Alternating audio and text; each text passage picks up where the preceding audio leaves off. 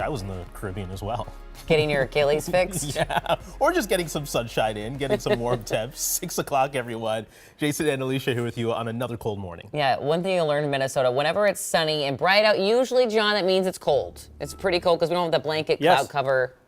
At least I learned that much. Do you have 20 minutes? I can tell you all the science behind that. Yes, yep. Yeah, no, you are right. If it's cold, it's sunny. And we're going to see that for the whole week. It also means it's probably not going to snow. So we're dealing with a wind chill advisory here. That is for 30 below. I haven't actually seen 45 below this morning, so areas in Marshall, at least you've been spared from the 45 degree below temperatures. But again, we are seeing temps across the area. Cold, -3, -6, -5. You can see up towards Thief River Falls, -7, Jackson, -6 degrees. So bundle up this morning, wind chills down to 20 below. Once I put the hat on, I can't take it off. So that's just what we're going with today because I don't have time to get all pretty again. So we'll see you out in the backyard in a little bit. Thank you. Thank you, John. Let's give you a look at the map. Check your own route. It's pretty quiet out there. No crashes, no delays. Drive times looking great. Well, hey, we've been talking about it all morning. Winter may have arrived late this year, but we are certainly feeling it right now. So right now, almost 80% of the country is experiencing below freezing temperatures. Take a look at this map from the National Weather Service. A swath of purple in the south and icy conditions all the way up to the northeast. You basically have to go to Florida to escape all this. And why would you want to do that? Cece is here with a look at what's been unfolding and the impact that's happening right here at home, Cece. Hey, good morning. Yeah, conditions across the country, not great. Really impacting travel this morning. If you take a look at your screen here, I have MSP Airport's flight website pulled up here. And if I scroll all the way down to the bottom this morning, we're seeing, look at all the flights. We're seeing like 30 cancellations, not growing from when I talked to you about an hour ago when we checked this, but it has been growing over the morning. 18 arrivals canceled, 12 departures canceled. So make sure if you're flying out to check your flight with your trip planned. Now, if we take a scan across the country, in Iowa, they're seeing brutally cold temperatures. 1 degree, the warmest forecast on the map on Monday. The brutally cold temps even impacting turnout for the Iowa caucus. Iowa also got a lot more snow than we did here in Minnesota, so some people are still digging themselves out. In Colorado, heavy snow in the mountains is causing several road closures. Look at that. Snow-packed roadways are a major issue, and the wind right there is not helping, causing zero visibility. The Colorado Department of Transportation shut down roads for safety reasons. Now this morning, several schools there closed because of this dangerous Arctic blast. Take a look here, more fun video in Memphis, Tennessee. Snow-covered roads are the name of the game there. This man taking advantage, skiing down one of the roads, but you'll also notice not a lot of people out and about. Many just hunkering down to try to avoid that bitter cold. He's embracing it, though. The Tennessee Department of Transportation thanks people for staying inside, though. They took to X some 8 hours ago, showing their plow team out, saying our team is still at it. Please don't drive unless you absolutely have to. So you saw they're just kind of a mess. Some people embracing it, most not.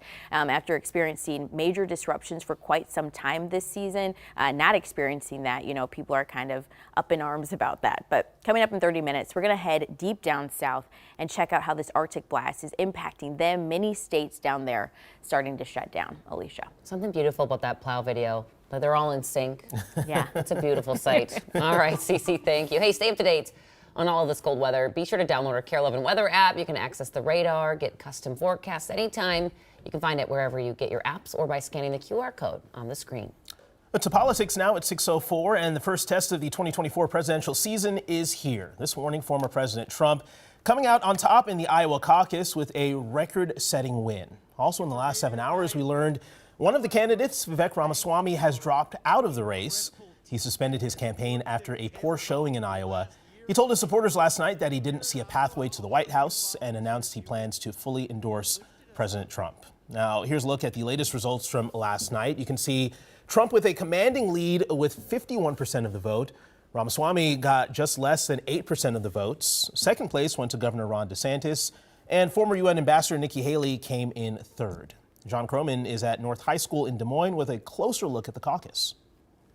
Everyone who came to North High here in Des Moines knew that Donald Trump was going to run away with this slam dunk victory because he led in the polls by almost 30 points.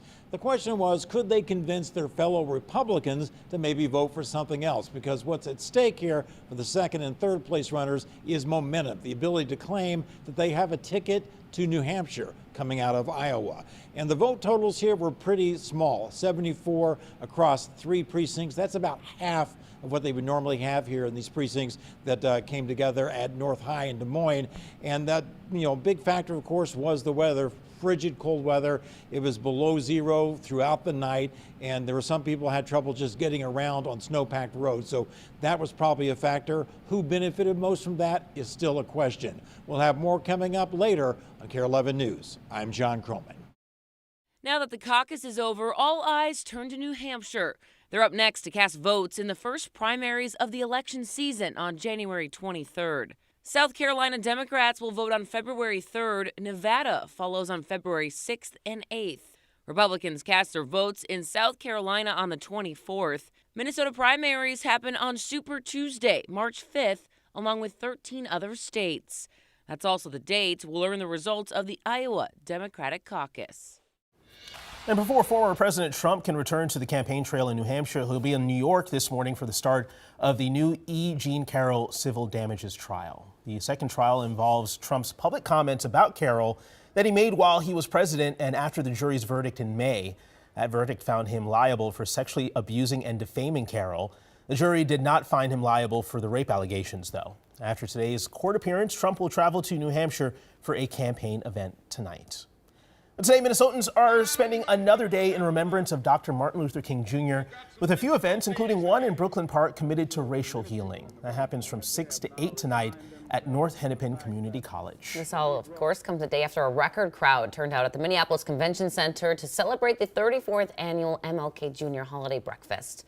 The event raises money for the United Negro College Fund. It also recognized the Black Collective Foundation, which is the first Black community foundation in Minnesota, and just announced the foundation will hand out another $1 million in grants to Black changemakers across our state.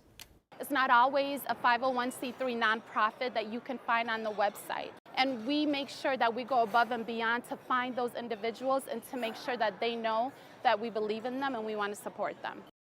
Known Minneapolis, one of the choirs featured during yesterday's event, is one of the many recipients of those grants from the Black Collective Foundation. We have more information and details on those recipients at KARE11.com. I was there yesterday. Known and None Above, they were there as well. An amazing time at that event. Congratulations.